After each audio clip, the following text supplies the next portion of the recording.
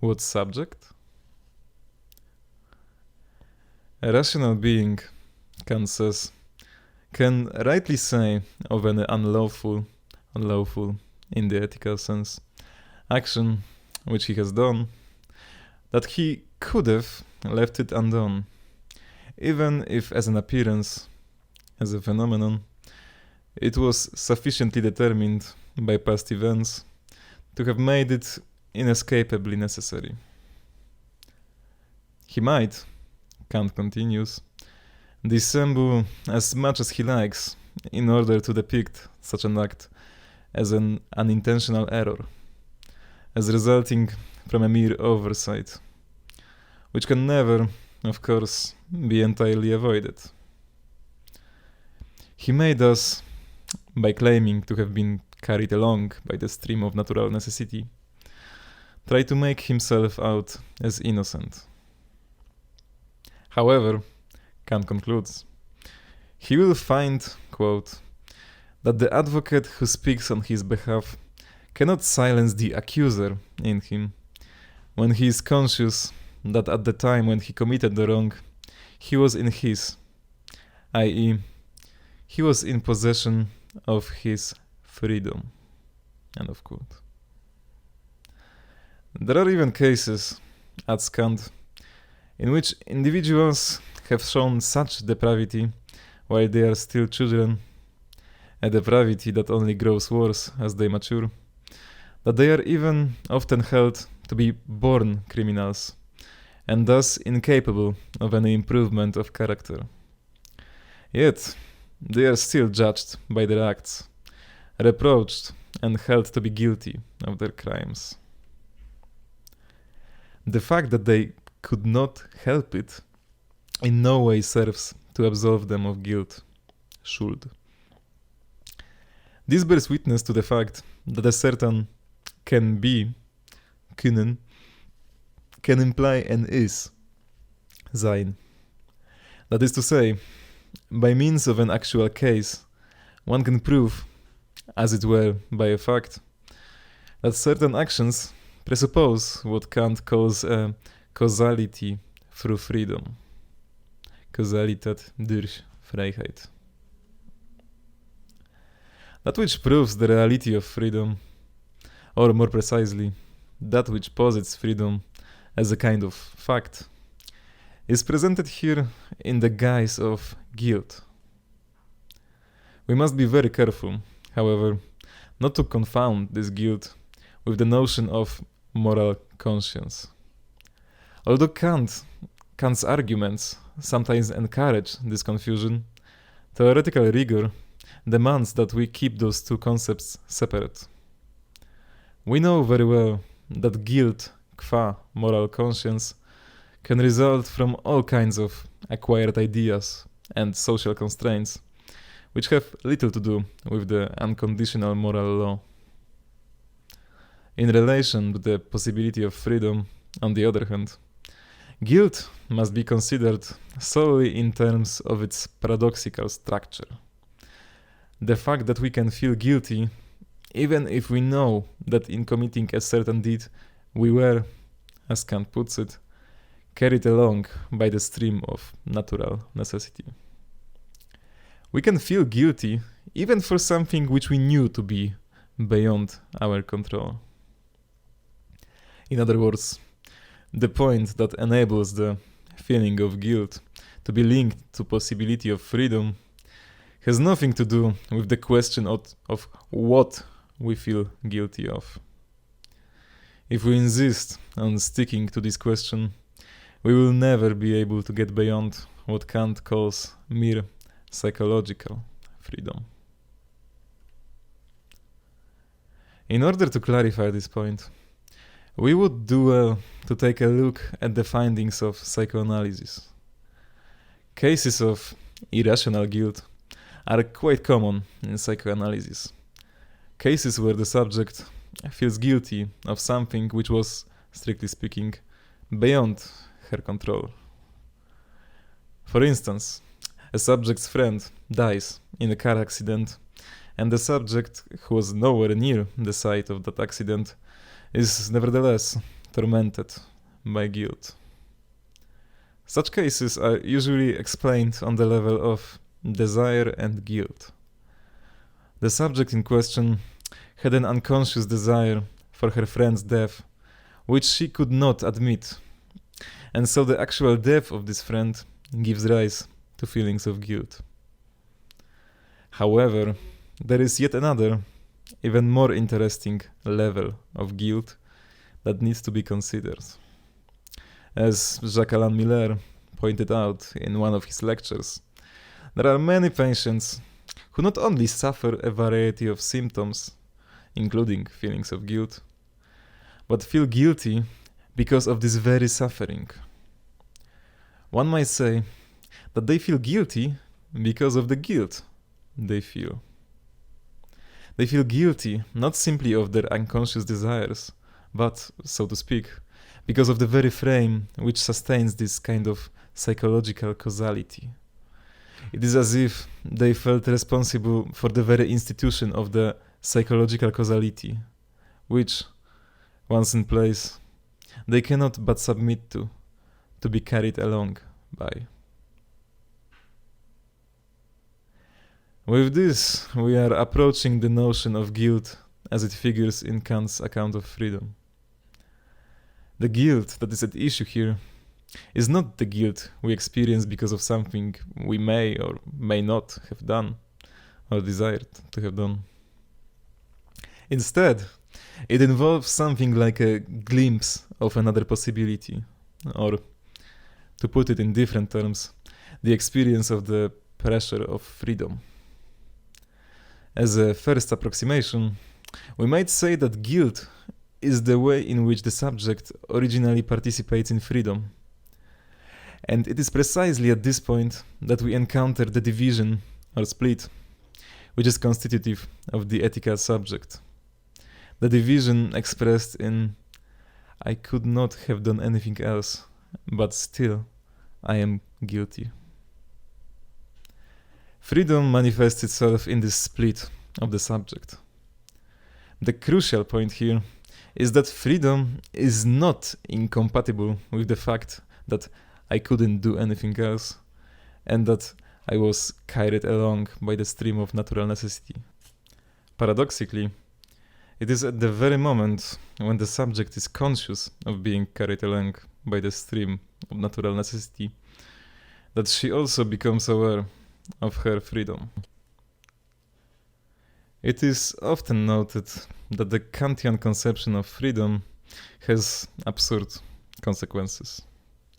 For instance, if only autonomous actions are free, then I can neither be guilty nor responsible for my immoral actions, since they are always heteronomous.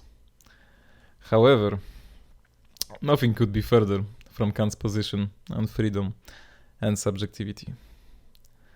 As we have already seen, the paradox his reflections force us to confront is strictly opposed to this. Ultimately, I am guilty even if things were beyond my control, even if I truly could not have done anything else.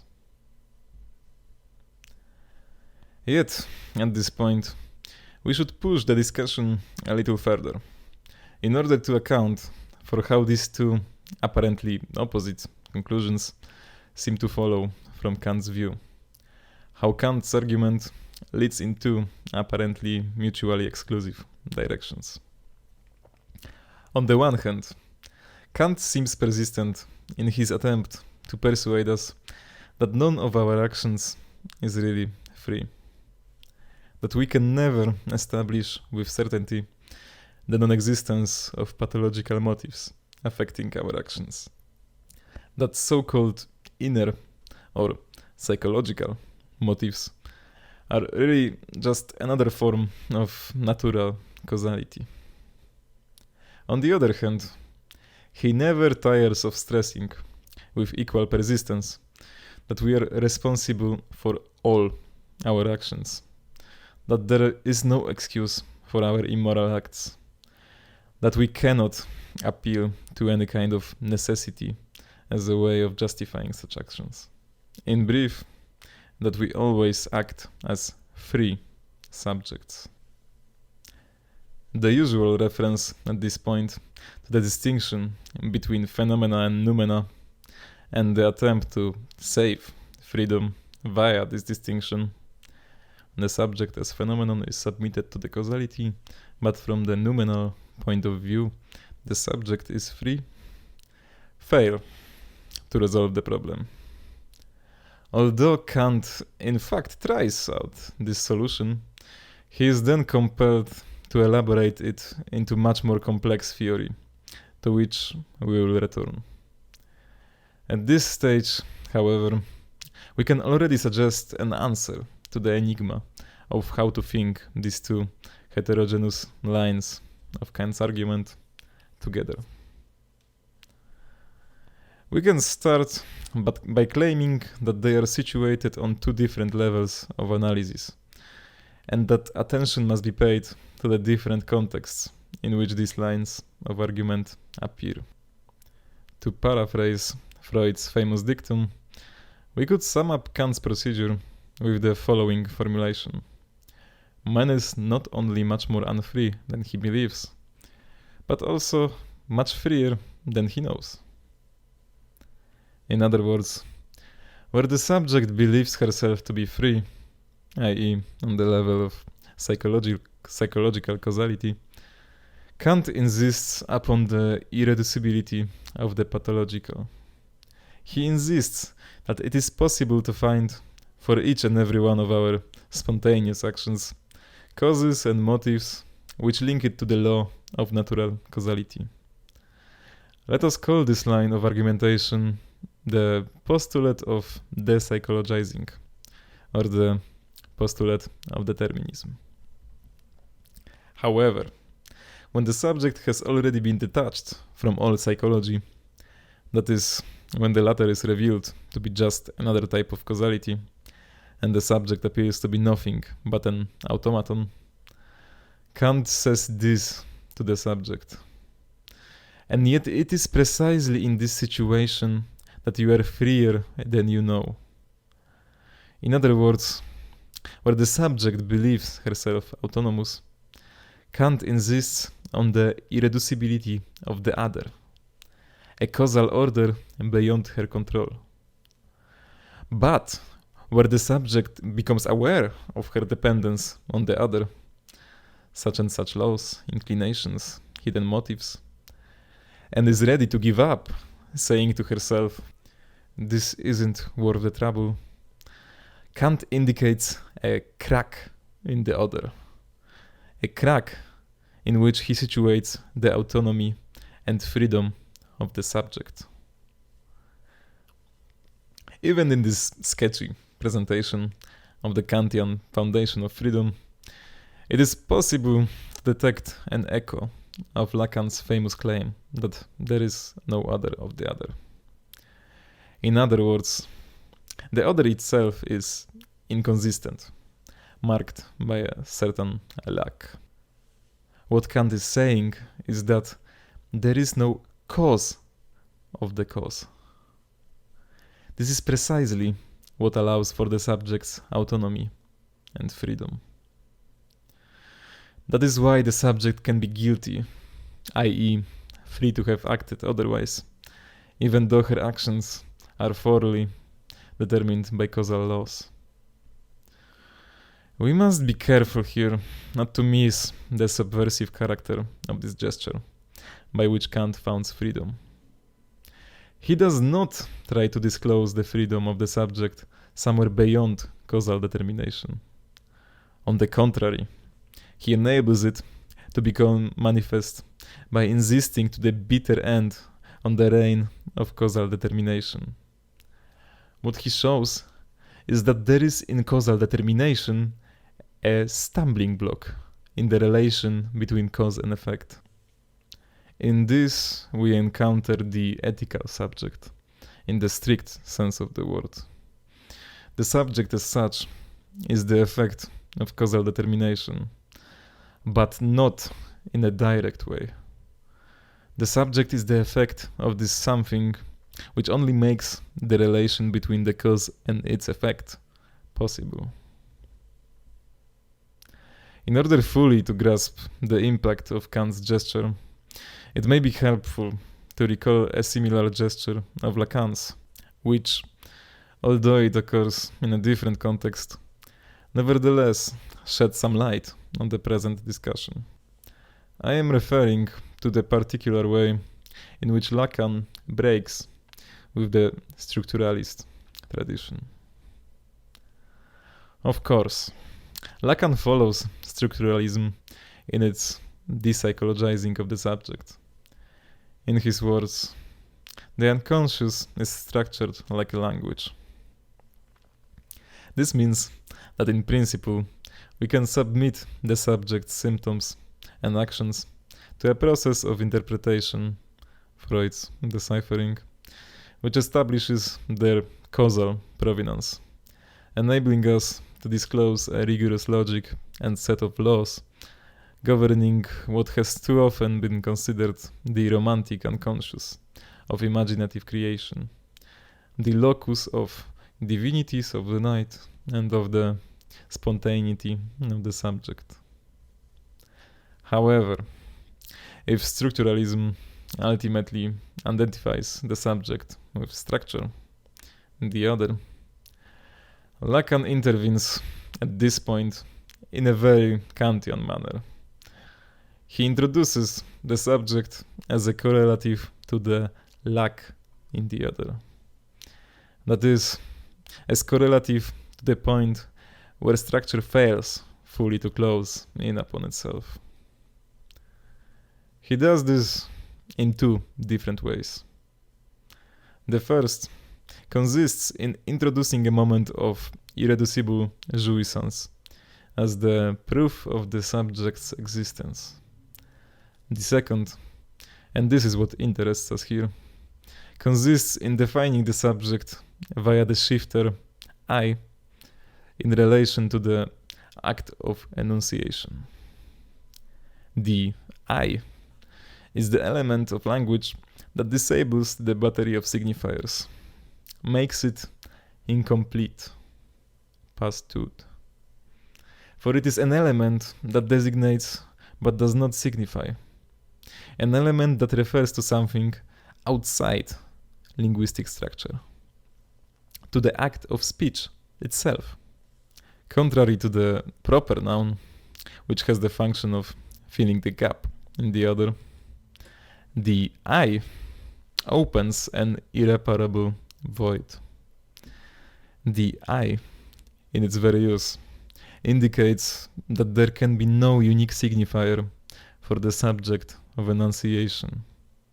And, as Miller, who develops in detail the argument we briefly summarize here, has pointed out in his seminar 1, 2, 3, 4, Lacan's claim that there is no other of the other means that the other and the statement have no guarantee of their existence besides the contingency of their enunciation. This dependence cannot, in principle, be eliminated from the function of the other, and this is precisely what attests to its lack. The subject of enunciation does not and cannot have a firm place in the structure of the other. It finds its place only in the act of enunciation. This amounts to saying that the depsychologizing of the subject does not imply its reducibility to a linguistic or other structure. The Lacanian subject is what remains after the operation of depsychologizing has been completed. It is the elusive, palpitating point of enunciation. Let us now turn to the task of formulating in more detail the concept of the Kantian ethical subject.